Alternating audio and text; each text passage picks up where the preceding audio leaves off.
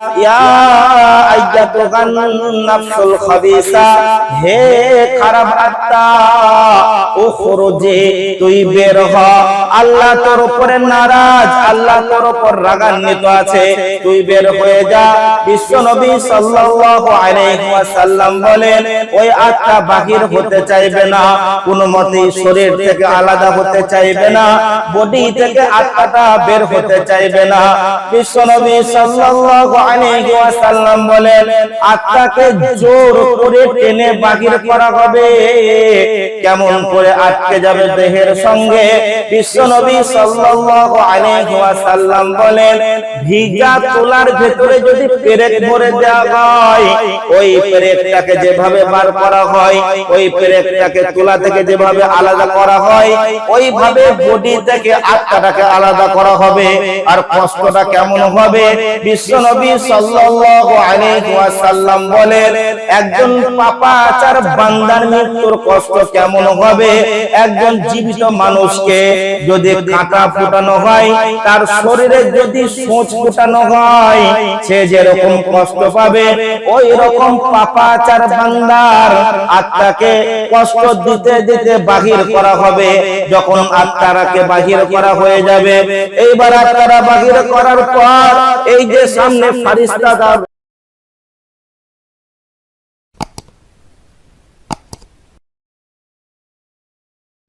শ্রদ্ধেয় সম্মানিত মুহতারাম হাজিরিন, একটা হাদিস নিয়ে আলোচনা হচ্ছিল মৃত্যুর বিষয়ে। বিশ্বনবী সাল্লাল্লাহু আলাইহি ওয়াসাল্লাম কবরের পাশে বসে বসে হাদিসটা বলছেন, সাহাবারা শুনছেন। আর অর্ধেকটা হয়েছিল, কতটা হয়েছিল মনে আছে আপনাদের? অর্ধেকটা হয়েছিল যে মৃত্যুর দুইটা হালাত, মরণের দুইটা সূরত, দুইটা অবস্থা। আমি আপনি যে মারা যাব, মরণের দুই অবস্থা, ঈমানি হালাতে মৃত্যুবরণ, বেঈমানি হালাতে মৃত্যুবরণ। তো গত সপ্তাহে ঈমানি হালাতে মৃত্যুবরণ কেমন হবে, আর ঈমানি হালাতে মৃত্যুবরণ হলে তার কি সম্মান, তার কি দাম, আমরা এই সম্পর্কে শুনে নিয়েছি। এই সপ্তাহে ইনশাআল্লাহ বেঈমানি হালাতে মৃত্যুবরণ কেমন হবে, আর তার অবস্থা কেমন হবে। প্রথমে আল্লাহ তাবারক ওয়া তাআলার কাছে দোয়া চাইনি, হে আল্লাহ,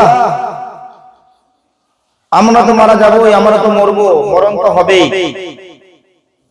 বেঈমানি হালাতে মৃত্যুবরণের হাত থেকে আমাদেরকে হেফাজত করেন। সকলে বলে আল্লাহুম্মা আমিন।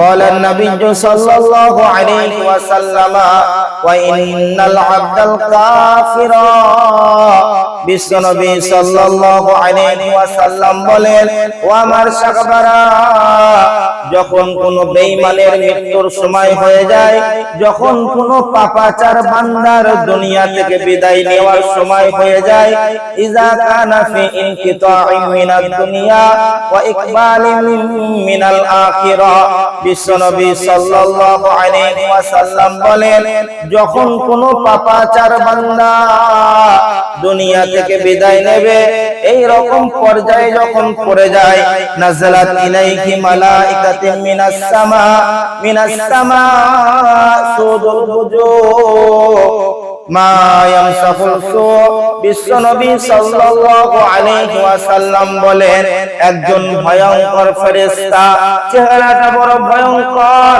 কালাকৃত ফেরেশতা ওই ব্যক্তির কাছে চলে আসে, আর তার কাছে একটা চটের বস্তা থাকে, একটা চটের কাপড় থাকে, আর তার চেহারাটা কেমন হয়? বিশ্বনবী সাল্লাল্লাহু আলাইহি ওয়াসাল্লাম বলেন, তার নজর যত দূর যায়, তার চেহারাটা অত বড় চেহারা হয়, ভয়ঙ্কর কালাকৃত চেহারা হয়, বড় ভয়ঙ্কর দেখতে হয়। এরপরে হাত্তা ইয়াজিগা ইলাইহি মালাকুল মাউত, যখন তার কাছে মালাকুল মাউত চলে আসে, আসার পরে তার মাথার কাছে বসে যায়, মাথার কাছে বসে যাওয়ার পরে মালাকুল মউত বলে ইয়া আইয়াতুকুন নাফসুল খাবিসা, ইয়া আইয়াতুকান নাফসুল খাবিসা, হে খারাপ আত্মা উখরুজি, তুই বের হ, আল্লাহ তোর উপরে নারাজ, আল্লাহ তোর উপর রাগান্বিত আছে, তুই বের হয়ে যা। বিশ্বনবী সাল্লাল্লাহু আলাইহি ওয়াসাল্লাম বলেন ওই আত্মা বাহির হতে চাইবে না, কোনো মতেই শরীর থেকে আলাদা হতে চাইবে না, বডি থেকে আত্মাটা বের হতে চাইবে না। বিশ্বনবী সাল্লাল্লাহু আলাইহি ওয়াসাল্লাম বলেন আত্মাকে জোর করে টেনে বাহির করা হবে। কেমন করে আটকে যাবে দেহের সঙ্গে? বিশ্বনবী সাল্লাল্লাহু আলাইহি ওয়াসাল্লাম বলেন ভিজা তুলার ভিতরে যদি পেরেক ভরে দেওয়া হয়, ওই পেরেকটাকে যেভাবে বার করা হয়, ওই পেরেকটাকে তুলা থেকে যেভাবে আলাদা করা হয়, ওইভাবে বডি থেকে আত্মাটাকে আলাদা করা হবে। আর কষ্টটা কেমন হবে? বিশ্বনবী সাল্লাল্লাহু আলাইহি ওয়াসাল্লাম বলেন একজন পাপাচার বান্দার মৃত্যুর কষ্ট কেমন হবে? একজন জীবিত মানুষকে যদি কাঁটা ফুটানো হয়, তার শরীরে যদি সূচ ফুটানো হয়, সে যেরকম কষ্ট পাবে, ওই রকম পাপাচার বান্দার আত্মাকে কষ্ট দিতে দিতে বাহির করা হবে। যখন আত্মাকে বাহির করা হয়ে যাবে, এইবার আত্মারা বাহির করার পর এই যে সামনে ফারিস্তাটা রয়েছে, ভয়ঙ্কর দেখতে ফারিস্তা, এই ফারিস্তারা আত্মাটাকে নেবে। আত্মাটাকে নেওয়ার পর ওই চটের কাপড়ের উপর আত্মাটাকে রাখবে, রাখার পরে এইভাবে আত্মাটাকে মোড়াবে। আত্মাটাকে মুড়িয়ে দিয়ে আসমানের দিকে অগ্রসর হবে। যখন আসমানের পথে যাবে, অন্যান্য ফারিস্তার সঙ্গে দেখা হয়ে যাবে। ফারিস্তারা বলবে এই নোংরা আত্মাটা কার, এই খারাপ আত্মাটা কার? এই ফারিস্তা উত্তর দেবে এটা যে নোংরা আত্মা, এটা যে খারাপ আত্মা, তোমরা কি করে জানলে? তখন ওই ফারিস্তারা বলবে এই আত্মার ভেতর থেকে এমন দুর্গন্ধ বাহির হচ্ছে, এই আত্মার ভেতর থেকে এমন নোংরা দুর্গন্ধ বাহির হচ্ছে, এই দুর্গন্ধের আগে আমরা কোনোদিন শুনি নাই। আমরা বুঝতে পারলাম এটা একটা নোংরা আত্মা। তখন এই ফারিস্তা উত্তর দেবে ফালান ইবনু ফালান, অমুকের বেটার আত্মা এটা। এবার যখন প্রথম আসমানে পৌঁছে যাবে, প্রথম আসমানে যাওয়ার পরে প্রথম আসমানের ফারিস্তাদেরকে বলবে হে ফারিস্তার দল, আসমানের দরজাটা খুলে দাও। তখন প্রথম আসমানের ফারিস্তারা বলবে আসমানের দরজা তো খোলা হবে না, ওই আত্মাকে আসমানের উপরে নিয়ে যাওয়া হবে না, আল্লাহ পারমিশন দেয়নি, আল্লাহ অনুমতি দেয়নি, এই আত্মাকে আসমানের উপরে তোলা হবে না। আল্লাহ তাবারক তাআলা সূরা আরাফের 40 নম্বর আয়াতে বলেন বিসমিল্লাহির রহমানির রহিম ইন্নাল্লাযীনা কাযযাবু বিআয়াতিনা واستكبروا عنها لا تفتح لهم أبواب السماء ولا يدخلون الجنة حتى يلج الجمل في سم الخياط। আল্লাহ তাবারক তাআলা বলেন তাদের জন্য আসমানের দরজা খোলা হবে না, আর তাদেরকে জান্নাতে প্রবেশ করানো হবে না যতক্ষণ পর্যন্ত সূচের ওই মাত্র ছোট ছিদ্র দিয়ে, সূচের পিছনে যে ছোট ছিদ্র থাকে, ওই ছোট ছিদ্র দিয়ে যতক্ষণ পর্যন্ত উটনা পাখির হয়ে যায়, যতক্ষণ পর্যন্ত উটনা পার হয়ে যায়, ততক্ষণ পর্যন্ত তাদেরকে জান্নাত দেওয়া হবে না। তার মানে বন্ধুরা আমার, এটা যেমন অসম্ভব, ওই সূচের সামান্য ফুটো দিয়ে উট যেমন পাখির হওয়া সম্ভব নয়, আল্লাহ বোঝাতে চাইছে যারা একবার জাহান্নামে চলে যাবে, ওই জাহান্নাম থেকে আর জান্নাতে যাওয়া সম্ভব নয়। এইবার আল্লাহ তাবারক তাআলা বলবে হে ফেরেশতার দল, ওর জন্য তো আসমানের দরজা খোলা হবে না, ওকে আসমানের উপরে আনার দরকার নাই। এক কাজ করো, আল্লাহ তাবারক তাআলা বলবেন উকতুবু কিতাব আবদি ফি সিজ্জিন, ওই আত্মার আমলনামাটা সিজ্জিনে জমা করে দাও। সিজ্জিন হলো একটা নোংরা জায়গা, সিজ্জিন হলো একটা খারাপ জায়গা। সিজ্জিনে আমলনামাটা জমা করে করে দেয়া হলো, এখন আত্মাটা আসমানে রয়েছে আর লাশটা চলে গেছে গোরস্থানে, ওর দাফন হয়ে গেছে। আল্লাহ তাবারক তাআলা বলবে আত্মাটাকে নিয়ে বডির মধ্যে প্রবেশ করিয়ে দাও, আত্মাকে নিয়ে বডির মধ্যে প্রবেশ করিয়ে দেওয়া হবে। ফায়াতিয়ানিহি মালাকান ফায়জলিসানিহি ফায়াসআলানিহি মার রাব্বুকা মা দীনুকা মান নাবিয়ুকা। এবার ওকে প্রশ্ন করা হবে, বলো তোমার রবকে। পাপাচার বান্দা বলবে হা হা লা আদরি, হা হা লা আদরি, হায় আফসোস আমি কিছুই জানি না, আমি কিছুই জানি না, আমি কিছুই জানি না। তিনবার একটাই উত্তর দেবে, হা হা লা আদরি, হা হা লা আদরি।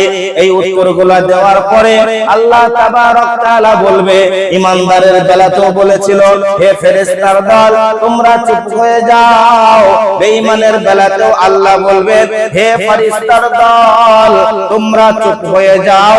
আন কাযাবা আবদি, আমি বলছি আমার বান্দা যেটা বলছে মিথ্যা বলছে, আমি আল্লাহ বলছি আমার বান্দা যেটা বলছে মিথ্যা বলছে। এটা বলার পরে এবার আল্লাহ বলবেন আফরিসুহু মিনান নার, কবরে জাহান্নামের বিছানা বিছিয়ে দাও। ওয়ালবিসুহু মিনান নার, জাহান্নামের পোশাক পরিয়ে দাও। ওয়াফতাহু লাহু বাবান ইলান নার, এবং জাহান্নামের দরজাটা খুলে দাও। বিশ্বনবী সাল্লাল্লাহু আলাইহি ওয়াসাল্লাম বলেন জাহান্নামের আগুন কবরে আসতে থাকবে, জাহান্নামের তাপ কবরে আসতে থাকবে। আল্লাহ তাবারক তাআলা সূরা আরাফের 41 নম্বর আয়াতে বলে বিসমিল্লাহির রহমানির রহিম লাহুম মিন জাহান্নামা মিহাদ ওয়া মিন ফাওকিহিম গাওয়াশ, তাদের বিছানা হবে জাহান্নামের আগুনের, আর তাদের উপরে যে চাদরটা থাকবে ওটাও হবে জাহান্নামের আগুনের।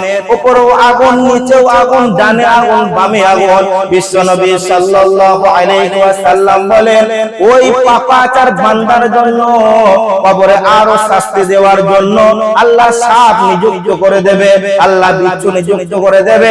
সাপ ওই বান্দাকে বলবে তুমি নামাজ পড়োনি, এই কারণে আল্লাহ তোমার জন্য আমাকে নিযুক্ত করেছে, আমি তোমাকে দংশন করব। বিশ্বনবী সাল্লাল্লাহু আলাইহি ওয়াসাল্লাম বলেন আর একজন ফেরেশতাকে নিযুক্ত করে দেয়া হবে ওই পাপাচার বান্দার শাস্তির জন্য। ওই ফেরেশতার হাতে একটা হাতুড়ি থাকবে। বিশ্বনবী সাল্লাল্লাহু আলাইহি ওয়াসাল্লাম বলছেন ওই হাতুড়ি যদি কোনো পাহাড়ের উপরে মেরে দেয় পাহাড়টা চূর্ণ বিচূর্ণ হয়ে যাবে, ওই হাতুড়ি দিয়ে ওকে মারা হবে। বিশ্বনবী সাল্লাল্লাহু আলাইহি ওয়াসাল্লাম বলেন ওই ফেরেশতাটা কেমন ফেরেশতা, ও কানেও শুনতে পায় না, চোখেও দেখতে পায় না, মুখে কথা বলতেও পারে না, ভেতরে রহম করম বলে কিছুই নাই, আল্লাহর হুকুম ছাড়া কিছুই বোঝে না। আল্লাহকে যেটা হুকুম করেছে ওটাই সে পালন করবে। বিশ্বনবী সাল্লাল্লাহু আলাইহি ওয়াসাল্লাম বলছেন ওই ফেরেশতা হাতুড়িগুলোকে মারবে, এত জোর মারবে ইয়াসিহু সাইহা, ইয়াসিহু সাইহা ইয়ামসাউহা কুল্লু শাইইন ইল্লা সাফালাইর। বিশ্বনবী সাল্লাল্লাহু আলাইহি ওয়াসাল্লাম বলেন যে এত জোরে চিৎকার করবে শুধুমাত্র মানুষ আর জিন ছাড়া সমস্ত মাখলুক শুনতে পাবে। এই কারণে আলেম ওলামাগণ ফতোয়া দেন গোরস্থানের আশেপাশে, কবরের আশেপাশে তোমরা গরু ছাগল বাঁধিও না, কবরে যদি আযাব হয় শাস্তি হয় তাহলে ওরা শুনতে পায়। তো বিশ্বনবী সাল্লাল্লাহু আলাইহি ওয়াসাল্লাম বলেন ওই ফেরেশতাটা নিযুক্ত করা হবে, কিয়ামত পর্যন্ত তাকে আযাব দিতেই থাকবে, তার কোনো কমতি হবে না, তার কোনো মাফ হবে না। বিশ্বনবী সাল্লাল্লাহু আলাইহি ওয়াসাল্লাম আরো ইরশাদ করেন ওই কবরের মধ্যে কোণের ধারে একজন পুরুষ নোংরা পোশাক পরিহিত আর গাটা বড়ই নোংরা, শরীরটা বড়ই নোংরা, চুপ করে দাঁড়িয়ে থাকবে। এই পাপাচার বান্দা প্রশ্ন করবে তুমি কে, আমার কবরে তুমি কি করছো?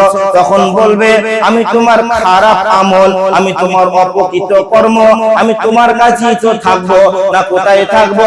তারপরে বিশ্বনবী সাল্লাল্লাহু আলাইহি ওয়াসাল্লাম বলছেন এই পাপাচার বান্দা আল্লাহর কাছে দোয়া করবে ওগো আল্লাহ, ওগো মাবুদ, কিয়ামত যেন না হয়, কিয়ামত কিয়ামত যেন না হয়, আমি জানছি কিয়ামত হলে আমি জাহান্নামে চলে যাব, এই বান্দা আল্লাহর কাছে দোয়া করবে আল্লাহ যেন কিয়ামত না হয়। আল্লাহ তাবারক তাআলা বলেন এই যে বান্দাটা, এই যে ব্যক্তিটা কবরে আযাব পাবে, কেন কেন কেন? পাপাচার হয়ে মৃত্যুবরণ হওয়ার কারণে, বেঈমান হয়ে মৃত্যুবরণ হওয়ার কারণে। তো বিশ্বনবী সাল্লাল্লাহু আলাইহি ওয়াসাল্লাম বলেন যদি কারোর মওতটা ঈমানি হালাতে হয়, যদি কারোর মৃত্যু ঈমানদার অবস্থায় হয়, তাহলে আশা করা যায় সে জান্নাতে। আর যদি কারো মৃত্যু বেঈমান হালাতে হয়, তাহলে জেনে নিতে হবে সে হলো জাহান্নামী। আল্লাহ তাবারক তাআলা আমাদেরকে এই মৃত্যু থেকে হেফাজত করেন বলে আল্লাহুম্মা আমিন। আল্লাহ না করুক, আল্লাহ না করুক, আল্লাহ না করুক। ওই আত্মাটা কার আল্লাহ জানে।